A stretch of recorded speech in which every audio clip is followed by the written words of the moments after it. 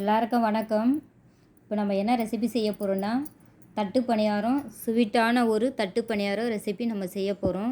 இது வந்து சமையல் தெரியாதவங்க கூட இது அவ்வளோ ஈஸியாக சீக்கிரமாக செஞ்சு முடிச்சிடலாம். இதுக்கு தேவையான பொருள்லாம் பார்க்கலாம் வாங்க. இப்போது நம்ம ஒரு டம்ளர் பச்சரிசி எடுத்திருக்கோம். மீடியம் சைஸ் டம்ளரில் ஒரு டம்ளர் பச்சரிசி எடுத்துகிட்ருக்கோம். இப்போ இன்னொரு மீடியம் சைஸ் டம்ளரில் புழுங்கல் அரிசி எடுத்திருக்கோம். இப்போ அது ஏன் 2 அரிசியும் தனித்தனியாக எடுத்து போடுறோம் அப்படின்னா, ஒரே அரிசியில் ஊற வச்சு பண்ணோம்னா புழுங்கல் அரிசியில் ரொம்ப ஒரு மாதிரி லப்பர் மாதிரி இருக்கும். பச்சை அரிசியிலே பண்ணோம்னா ரொம்ப ஹார்டாக இருக்கும். அதனால் 2 அரிசி மிக்ஸ் பண்ணி நம்ம ஒரு 2 மணி நேரம் ஊற வைக்கணும். ஒரு 150 கிராமுக்கு கடலப்பருப்பு எடுத்திருக்கேன். அதையும் நம்ம 2 மணி நேரம் ரெண்டுத்தையும் ஊற வைக்கணும். 150 கிராம் பருப்பு ஊற வச்சுருக்கேன். 2 மணி நேரம் நல்லா ஊறணும். ஊறின பிறகு நம்ம குக்கரில் எடுத்து போட்டு 2 விசில் வைக்கணும். அப்போ வந்து நம்ம 1/2 ஸ்பூனு உப்பு போட்டு நல்லா வேக வச்சு வெடிக்கட்டி வச்சுக்கணும் நம்ம பருப்பு. அப்போ தான் வந்து நம்ம பணியாரத்துக்கு நல்லா டேஸ்ட்டாக இருக்கும். இல்லைனா வெறும் வெல்லம் மட்டும் போட்டோம்னா ஒரு மாதிரி நம்ம சாப்பிட்றதுக்கு பிடிக்காது. அது ஒரு மாதிரி சப்புன்னு இருக்கும். சால்ட்டும் நம்ம அதில் சேர்க்கணும்.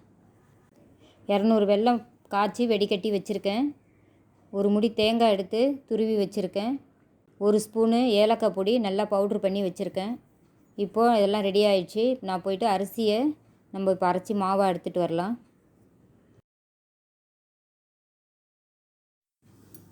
மாவு இப்போ மிக்சியில் போட்டு அரிசி நல்லா மாவு அரைச்சிட்டோம். நல்லா நைஸாக அரைச்சாச்சு. கையில் பிடிச்சி பார்த்தா நல்லா மாவு நல்லா நைஸாக அரைச்சிட்டோம். தண்ணி ஊற்றாமல் அரைச்சிருக்கோம். கட்டியாகவும் அரைச்சாச்சு. இப்போ அது ஏன்னா நம்ம தண்ணி ஊற்றாமல் அரைச்சது வந்து இந்த கட்டியாக இருக்குது. காசின வெல்லத்தை நம்ம இதில் போட்டு கலக்கணும்.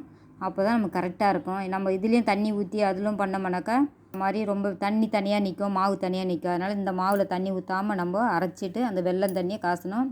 1/2 ஸ்பூனு நான் உப்பு சேர்த்துருக்கேன்.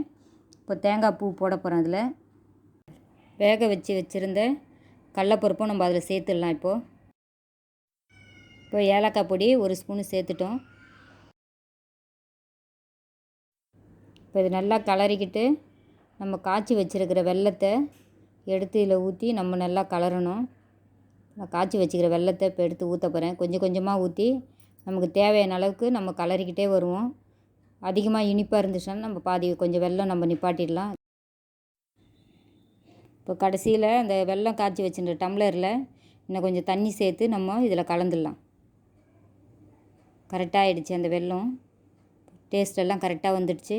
இப்போ அந்த டம்ளரில் நம்ம இன்னும் கொஞ்சம் தண்ணி ஆட் பண்ணி அதில் கலக்கி ஊற்றி நல்லா கொஞ்சம் கலந்துக்கலாம். அவ்வளோதான், முடிச்சாச்சு. இப்போது நம்ம தட்டில் ஊற்றுற மாதிரி கரெக்டாக ரெடி பண்ணியாச்சு. இப்போ நெல்லெண்ணெய் ஒரு ஸ்பூன் விட்டு தட்டில் நல்லா தடவிக்கணும். அப்போ தான் வந்து வேக வச்சு இறக்குன பிறகு நம்ம கத்தி விட்டு எடுத்தோம்னா எல்லாமே ஸ்லேஸாக வரும். தட்டு பணியாரத்தை இட்லி குண்டானில் தான் வச்சு வேக வச்சு எடுக்க போகிறோம். இப்போ தட்டு பணியாரத்தை நம்ம எப்படி செய்ய போகிறோம்னா, இட்லி குண்டானில் தான் ஊற்றி செய்ய போகிறோம். இட்லி குண்டானில் வந்து அடியில் ஒரு தூக்கு வச்சுட்டு அதுக்கு மேலே பிளேட்டில் 1 ஸ்பூன் எண்ணெய் ஊற்றி தடவிட்டு அந்த 4 கரண்டி மாவு ஊற்றணும். இதில் ஊற்றி 20 நிமிஷம் நம்ம மூடி விட்டுடலாம். 20 நிமிஷம் ஆயிடுச்சு. நல்லா வெந்து போச்சு. இப்போ நம்ம இடுக்கி எடுத்து இதை எடுத்துடலாம்.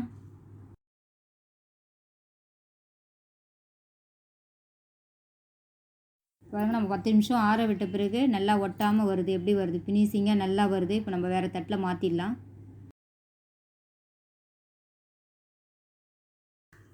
ஸ்லேஸாக இப்போ நம்ம இதில் கட் பண்ணி வச்சுக்கலாம். இதை அவ்வளோதான். இந்த தட்டு பணியாரம் செஞ்சு முடிச்சிட்டோம். இந்த ரெசிபி உங்களுக்கு பிடிச்சிருந்ததுன்னா உங்கள் வீட்டில் செஞ்சு பார்த்துட்டு எங்களுக்கு கமெண்ட்டில் சொல்லுங்கள். கௌரி ரெசிபி சேனலுக்கு சப்ஸ்கிரைப் பண்ணுங்கள். நன்றி.